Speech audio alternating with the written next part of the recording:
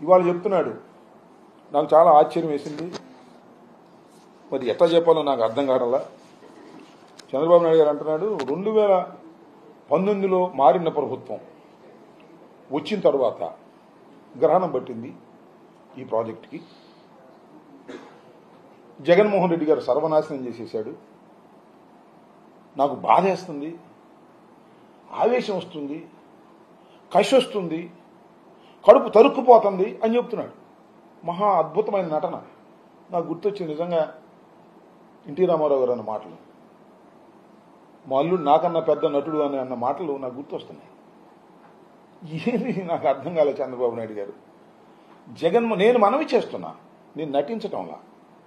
ఒక హృదయం ఉన్న మనిషిగా, హృదయం ఉన్నటువంటి ఒక పౌరుడిగా, ఒక బాధ్యత గల వ్యక్తిగా చెప్తున్నా. నేను జగన్మోహన్ రెడ్డి గారు ముఖ్యమంత్రి అయిన తరువాత 2019లో పోలవరం ప్రాజెక్టును శరవేగంగా నడిపించిన మాట వాస్తవం. పూర్తిగా లేదే అని అనొచ్చు. వాళ్ళు పూర్తి చేస్తామని 2018లో అనేక తప్పులు కమిట్ అయ్యారు. 2018లోనే వరద వచ్చింది. మీకు మనవి చేస్తున్నా, ఇది నేను చెప్పిన మాట కాదు. ప్యానల్ ఆఫ్ ఎక్స్పర్ట్స్, 2 కెనడా నుంచి, 2 యుఎస్ నుంచి, 4 బృందం వచ్చారు. ఎప్పుడు జగన్మోహన్ రెడ్డి గారు పవర్ పోయిన తర్వాత, చంద్రబాబు నాయుడు గారు ముఖ్యమంత్రి అయిన తర్వాత వచ్చారు. వాళ్ళు టోటల్ ప్రాజెక్టుని పరిశీలన చేశారు. శాటిలైట్స్తో ఫొటోస్ తీసుకున్నారు. మొత్తం ఎంక్వైరీ చేసి they have given a report. వాళ్ళు చాలా స్పష్టంగా చెప్పారు. జగన్మోహన్ రెడ్డి గారి టైంలో, ఇది మా వెబ్సైట్లో కూడా పెడతా ఉన్నాం, పెట్టుంటారు బహుశా చూడండి. టోటల్గా వాళ్ళు ఒక పెద్ద రిపోర్టుని సబ్మిట్ చేశారు సొంతంగా. వాళ్ళేమి ఇండియన్స్ కాదు, కెనడాకు సంబంధించిన వాళ్ళు, అదేవిధంగా యుఎస్కు సంబంధించిన వాళ్ళు. ఇద్దరు దే ఆర్ ఆల్ ఎక్స్పర్ట్స్. పెద్ద పెద్ద ప్రాజెక్ట్స్కి సంబంధించినటువంటి వరల్డ్ వైడ్ ఎక్స్పర్ట్స్ వచ్చి వాళ్ళు రిపోర్ట్లు ఏం చెప్పారంటే, సైమల్టేనియస్గా అన్ని ప్రారంభించడం వలన ఈ ప్రమాదం జరిగిందని చెప్పారు. ఇందాక చెప్తున్నాడు చంద్రబాబు నాయుడు గారు, స్పిల్వే మేము కంప్లీట్ చేశాం, గేట్లు మేము కంప్లీట్ చేశాం, కాఫర్ డ్యామ్ మేము 2 కాఫర్ డ్యాములు నిర్మించాం, డయాఫ్రమ్ వాల్ నిర్మించాం, స్పిల్ ఛానల్ చేశాం, పైలట్ ఛానల్ చేశాం. అన్నీ ఒకటిది, అన్నీ సగం చేసిపోయారు. స్పిల్వే స్టార్ట్ చేశారు, గేట్లు పెట్టలా, ఒక లెవెల్కి పెట్టారు. ఒక లెవెల్కి పెట్టి ఒక పెద్ద రేకు పెట్టి భజన చేశారు, మీ అందరికీ తెలుసు. ఈ పక్కన డయాఫ్రమ్ వాళ్ళు వేసేశారు. 400 కోట్లు పైచులుగా, 460 ఎంతో వేసేశారు. వాడు బిల్ పే చేశారు, కమిషన్ తీసేసుకున్నారు. అయిపోయింది. కాఫర్ డ్యాములు స్టార్ట్ చేశారు, ఆపేశారు మధ్యలో.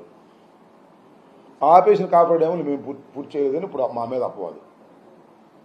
నేను చెప్పామే, అనేక సార్లు చెప్పా.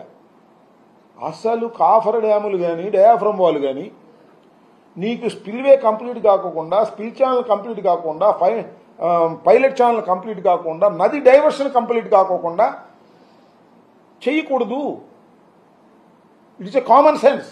వెళ్ళి చూస్తే అర్థమవుతుంది. నది డైవర్షన్ మొత్తం కంప్లీట్ అయిపోయిన తర్వాత మాత్రమే నది మధ్యలో ఉండవలసినటువంటి డయాఫ్రమ్ వాల్ వేయాలి. డయాఫ్రమ్ వాల్ వేసే ముందు కాఫర్ డ్యాములు వేయాలి. కాఫర్ డ్యామ్ వన్స్ వేసేసిన తరువాత నది మొత్తం డైవర్ట్ అయిపోవాలి తప్ప మనం వెనక్కి రాకూడదు. అంత క్లారిటీగా నదిని డైవర్ట్ చేయాలి. 2 కాఫర్ డ్యాములు ఎందుకు వేస్తారు? ఒక డ్రై వర్కింగ్ ప్లేస్ కావాలి అక్కడ. అంటే నీళ్లు లేనటువంటి ఒక డ్రై వర్కింగ్ ప్లేస్ ఉంటే అక్కడ డయాఫ్రమ్ వాల్ వేస్తారు. డయాఫ్రమ్ వాల్ మీద ఎర్త్కమ్ రాక్ ఫిల్లింగ్ డ్యామ్ కడతారు. ఇది వాస్తవం. అది లేకోకుండా మొన్న చూశారుగా మీరు, రామానాయుడు ఇరిగేషన్ మంత్రి గారు చెప్పాడు మొన్న. పాపం తెలియదు, బహుశా ఆయనకి అబద్ధం ఆడటం తెలియదు అనుకుంటా. చంద్రబాబు నాయుడు గారి దగ్గర పెద్ద శిక్షణ పొందినట్టు లేడు ఆయన చెప్పేశాడు. అన్నీ ఒకసారి బిగిన్ చేస్తే టైం కలిసి వద్దని బిగిన్ చేశామన్నాడు. టైం కలిసి రావడం కాదు, పంపు ముంచేశారు. టైం మొత్తం పోయింది. 6 సంవత్సరాలు వెనకపోయింది. స్పిల్ వేట్ స్టార్ట్ చేసాం, స్పిల్ ఛానల్ స్టార్ట్ చేసాం, అదేది పైలట్ ఛానల్ స్టార్ట్ చేశాం, కాఫర్ డ్యాములు స్టార్ట్ చేశాం, డయాఫ్రమ్ వాల్ స్టార్ట్ చేశాం, అన్నీ కలిసి ఒకేసారి స్టార్ట్ చేశాం. దట్ ఇస్ ద ఫ్యాక్ట్ ఒప్పుకున్నాడు. అన్నీ కలిసి సైమల్టేనియస్గా ఒకేసారి స్టార్ట్ చేయటం అనేదే ఈ ప్రాజెక్టుకు పట్టిన శని. అదే చంద్రబాబు నాయుడు గారు, అదే ఆ రోజు ఉన్నటువంటి మంత్రి గారు ఉమామహేశ్వర్ గారు, వీళ్ళే ఆ రోజున శని పెట్టినట్టు పట్టారు. దాన్ని వాళ్ళు జగన్మోహన్ రెడ్డి గారిని అంటున్నాడు, శని పెట్టాడు, ఈ మనిషికి అసలు అవగాహన లేదు, ఈ మనిషికి అసలు ఏమీ తెలియదు అనేటువంటి మాట మాట్లాడుతాను. మనిషి మీద ఓ దుమారం లేపేస్తున్నాడు. జగన్మోహన్ రెడ్డి గారి మీద ఓ దుమారం లేపేసి ఈయనకేం తెలియదు, ఈయనకి అసలు దాని మీద అవగాహన లేదు. ఈయనకేముంది అవగాహన? నాకు అర్థం కాల. ఈయన అవగాహన ఉంటే ఈ పని చేస్తారా? ప్రతి సోమవారం పోలవరం ఏం చేసావు? ప్రతి సోమవారం పోలవరం వెళ్ళి ఇది నువ్వు చేసినటువంటి పని. ఇవాళ చాలా విపరీతంగా జగన్మోహన్ రెడ్డి గారి మీద విషం కక్కేటువంటి కార్యక్రమం చేస్తూ పోలవరం అనేది జగన్మోహన్ రెడ్డి గారే చెడగొట్టారనేటువంటి బ్రాండ్ వేయడానికి ప్రయత్నం చేస్తున్నాడు. చాలా దురదృష్టకరం. నేను చెప్తున్నా, నేనే కాదు, ప్యానల్ ఆఫ్ ఎక్స్పర్ట్స్ రిపోర్ట్ 1 ఇచ్చినటువంటి రిపోర్ట్లో కూడా చాలా స్పష్టంగా వాళ్ళేమి చంద్రబాబు నాయుడు గారు, జగన్మోహన్ రెడ్డి గారు నాలుగేం పేర్లు తెలియదు. జగన్మోహన్ రెడ్డి గారి టైంలో జరిగింది ఏంటి అనేది డేట్ల ప్రకారం రాశారు. చంద్రబాబు నాయుడు గారి టైంలో జరిగింది డేట్ల ప్రకారం రాశారు. ఆ డేట్లను అన్వయించుకుంటే చాలా క్లియర్గా వస్తుంది. ఇది మా వెబ్సైట్లో బహుశా పెట్టుంటారు, నేను మొన్న అనౌన్స్ చేశాను, పెట్టుంటారు. మేధావులు, విజ్ఞులు దీన్ని పూర్తిగా చదవండి. పోలవరం విషయంలో చంద్రబాబు నాయుడు గారు కమిషన్ల కోసం కక్కుర్తి పడటం వలన ప్రతి పని ఇందాక చెప్తున్నాడు, ఎన్నో వేల క్యూబిక్ మీటర్లు సిమెంట్ను ఒకేసారి వేసి గిన్నీస్ బుక్ రికార్డును సాధించాం మా టైంలో అని వేశారు. నిజమే, గిన్నీస్ బుక్ రికార్డు సాధించిన మాట నిజమే. కానీ దానిలో కమిషన్ల కోసం కక్కుర్తి పడి ప్రాజెక్టులు ఏముంది, కింద వేసేయటమే కదా, సిమెంట్ వేసి పారేశారు. సిమెంట్ కంకర కలిపేసి, మీకు అర్థమైంది, స్పిల్వే ఉంటుంది కదా, స్పిల్వే దూకుద్ది కదా వాటర్, దూకేటప్పుడు కింద వేసేటటువంటి ఒక పెద్ద స్ట్రక్చర్ నేల మీద. ఎందుకంటే ఇది పడ్డప్పుడు అది గుంట పడకుండా స్ట్రక్చర్ అంతే, అది పెద్ద కట్టడం ఏం కాదు, లారీలతో పోసేయటమే.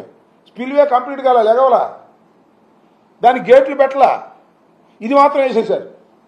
ఎందుకంటే తొందరగా బిల్ అయిపోద్ది, క్యూబిక్ మీటర్స్ ఇంత అని పెట్టేసి బిల్ చేసేసుకుని కేంద్ర ప్రభుత్వం తీసేసుకుని కమిషన్ తీసేసుకుని సరిపోద్ది.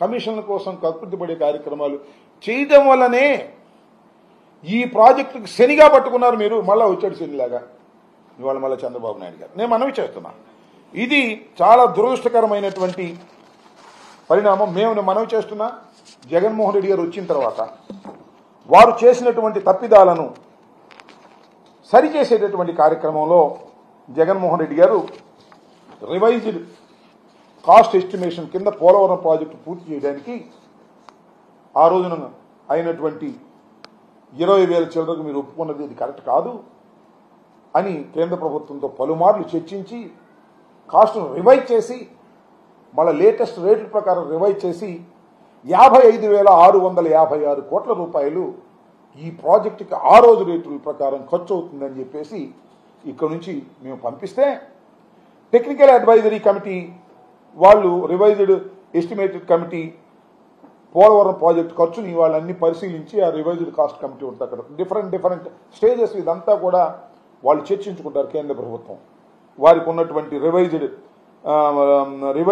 కాస్ట్ ఎస్టిమేషన్ కమిటీ వాళ్ళు దాన్ని పరిశీలన చేసి ఈ ప్రాజెక్టు నిర్మాణానికి 47,725 కోట్లు ఖర్చు అవుతుందని వాళ్ళు ఒప్పుకున్నారు. మేము పంపించినప్పుడు జగన్మోహన్ రెడ్డి గారు ముఖ్యమంత్రిగా ఉన్నప్పుడు ఈ 55,656 కోట్ల రూపాయలు మేము ఖర్చు అవుతుందని ఇక్కడ నుంచి మనం పంపిస్తే రివైజ్డ్ కాస్ట్ని దాన్ని 47,755 కోట్లకి ఖర్చు అవుతుందని చెప్పేసి వాళ్ళు యాక్సెప్ట్ చేశారు. దీనిలో భాగంగా ఫస్ట్ స్టేజ్ ఇందాక నేను చెప్పినట్టు ఫస్ట్ స్టేజ్ 41.15 హైట్ వరకు నీళ్లు నిలపడానికి ఎంత ఖర్చు అవుతుంది అంటే ఫస్ట్ స్టేజ్కి 31,625 కోట్లు ఖర్చు అవుతాయని అన్నారు. 47,725 కోట్లలో ఫస్ట్ స్టేజ్కి అప్పుడున్న రేట్ల ప్రకారం లేటెస్ట్ రేట్ల ప్రకారం 31,625 కోట్లు ఖర్చు అవుతాయి అని చెప్పారు.